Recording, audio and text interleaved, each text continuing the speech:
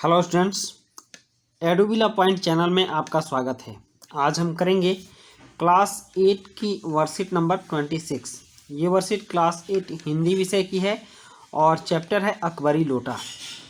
तो आज के चैप्टर में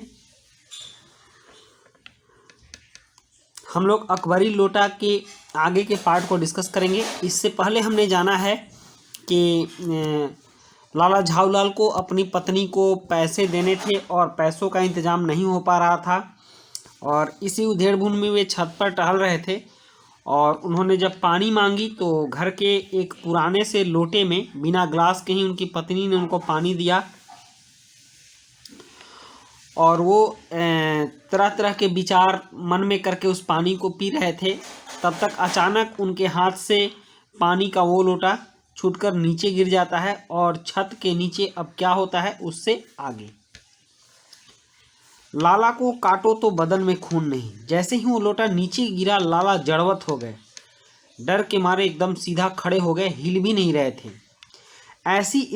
ऐसी चलती हुई गली में ऊंचे तिमंजिले से भरे हुए लोटे का गिरना हंसी खेल नहीं।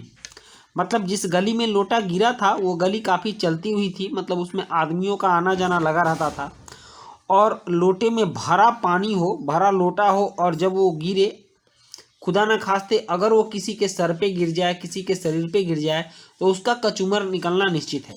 इस बात को सोचकर लाला जी एकदम जड़वत हो गए, उनके सारे खून पानी हो गए, उनके शरीर में खून नहीं रहा।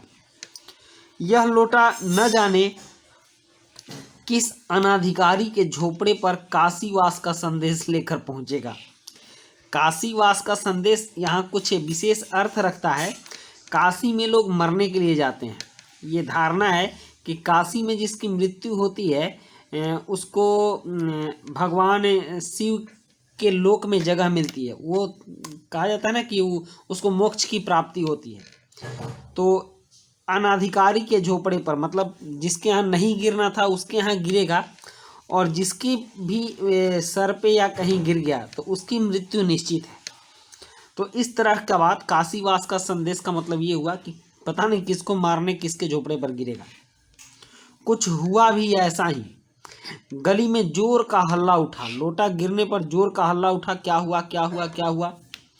लाला झाऊलाल जब तक दौड़कर नीचे उतरे तब तक एक भारी भीड़ उनके आंगन में घुस आई।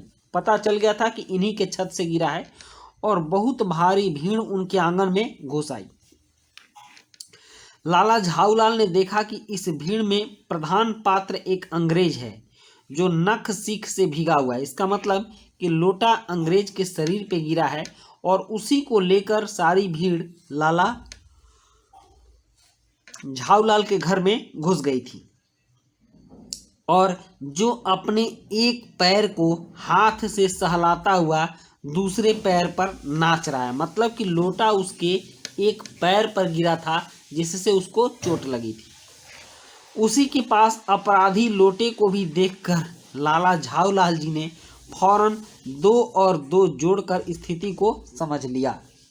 मतलब कि लोटा भी उसी ने रखा था, अंग्रेज नहीं रखा था और उस समय भारत गुलाम था, अंग्रेज यहाँ शासक थे और उस शासक के पैर पर लोटा गिरा था। अब लाला झाऊलाल ने उस स्थिति को समझ लिया कि अब मेरी क्या स्थिति होने वाली है। गिरने से पूर्व लोटा एक दुकान के साइबान से टकराया था। साइबान दुकान के आगे टंगा हुआ एक कपड़ा होता है जो धूप से बचने के लिए या बारिश से बचने के लिए दुकानदार लोग अपने दुकान से थोड़ी दूर आगे टांग देते हैं। वहां टकराकर उस दुकान पर खड़े उस अंग्रेज को उसने सांगोपांग स्नान कराया। सांगोपांग स्नान कराने का मतलब कि ऊपर से नीचे तक, नख से सीख तक, और फिर उसी के बूट पर आ गिरा और पूरा पानी से भिगोने के बाद उसके बूट पर, मतलब उसके पैर पर लोटा आ गिरा।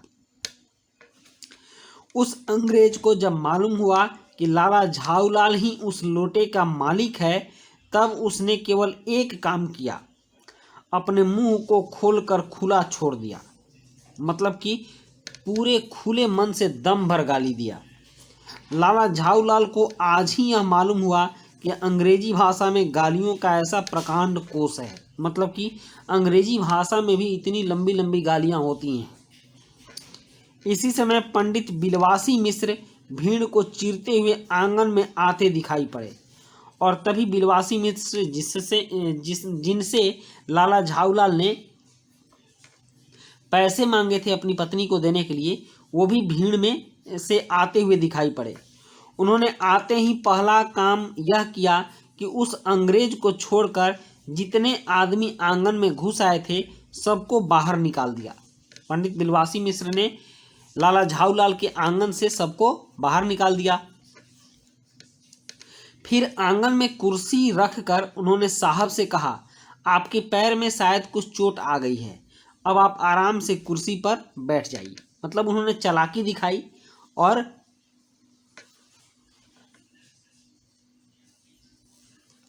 उस अंग्रेज साहब की आवभगत में लग गए। अब इसके बाद की कहानी नेक्स्ट वर्कशीट में होगी। कहानी बहुत इंटरेस्टिंग लगती है। तो चलिए अब कुछ नए शब्द आए हैं, इनको हम जान लेते हैं। हल्ला, हल्ला मतलब शोर। नख सिक से मतलब ऊपर से नीचे तक। साइबान वह छप्पर या कपड़ा आदि का पर्दा जो धूप और वर्षा से बचाव के लिए मकान या दुकान के आगे लगाया जाता है। तो इस तरह से हमने इस वर्कशीट में देखा अकबरी लोटा की कहानी को थोड़ा आगे बढ़ाया। अब जितना हमने पढ़ा है उस पर आधारित कुछ प्रश्न भी हैं। आपने कितना जाना, तो इन प्रश्नों के सहारे हमको पता चलेगा कि आपने कितना जाना। तो यहाँ पहला प्रश्न है, पानी का लोटा नीचे गिरने पर लाला झाऊलाल की क्या स्थिति हुई, कल्पना कर लिखिए। और दूसरा प्रश्न है, लोटा नीचे जाकर किस पर और कैसे गिरा, पढ़कर उत्तर लिखिए। तीसरा प्रश्न है, लाला जी ही लोटे के मालिक हैं, यह जानकर अंग्रेज ने क्या किया। चौथा प्रश्न है, दिए गए गद्यांश में से कोई 3 मुहावरे छांट कर लिखिए और उनके अर्थ लिखकर वाक्य भी बनाइए। पांचवा प्रश्न एक गतिविधि है, यदि आप अंग्रेज के स्थान पर होते और आप पर लोटा गिरा होता तो आप क्या करते, कल्पना कर लिखिए।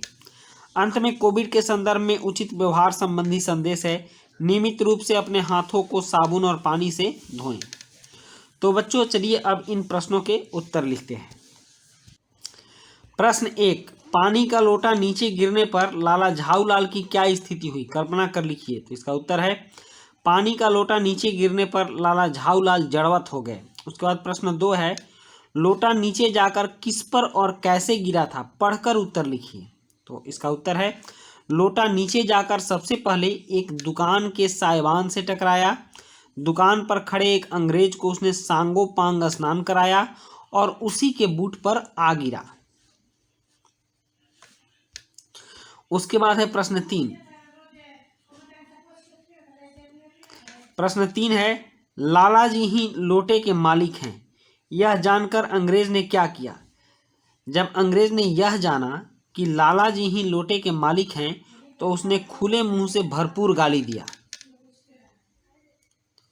और इसके बाद प्रश्न 4 है, दिए गए गद्यांश में से कोई 3 मुहावरे छांट कर लिखिए व उनके अर्थ लिखकर वाक्य भी बनाइए। तो इसका उत्तर है, यहाँ 3 मुहावरे हैं। पहला है काटो तो खून नहीं, दूसरा हंसी खेल नहीं और तीसरा नख सिक से। तो काटो तो खून नहीं का मतलब होता है कोई चीज़ देखकर डर जाना। सामने शेर देखकर राम की ऐसी हालत हुई जैसे काटो तो खून नहीं। और हंसी खेल नहीं, बहुत बड़ा काम होना। शिव का धनुष उठाना कोई हंसी खेल नहीं है। और नख सिक से मतलब ऊपर से नीचे तक, रमेश इतना परिश्रम करता है कि वह नख सिक से पसीने से भीग जाता है। उसके बाद है प्रश्न 5 और प्रश्न 5 एक गतिविधि है, यदि आप अंग्रेज के स्थान पर होते और आप पर लोटा गिरा होता तो आप क्या करते, कल्पना कर लिखिए। तो इसका उत्तर है, यदि मैं अंग्रेज के स्थान पर होता और मुझ पर लोटा गिरा होता तो मैं भी उतना ही गुस्सा होता जितना अंग्रेज हुआ था। तो बच्चों ये थी आपकी आज की वर्कशीट और आज की वर्कशीट के सारे प्रश्न हमने किए और इस कहानी को खूब एंजॉय किया।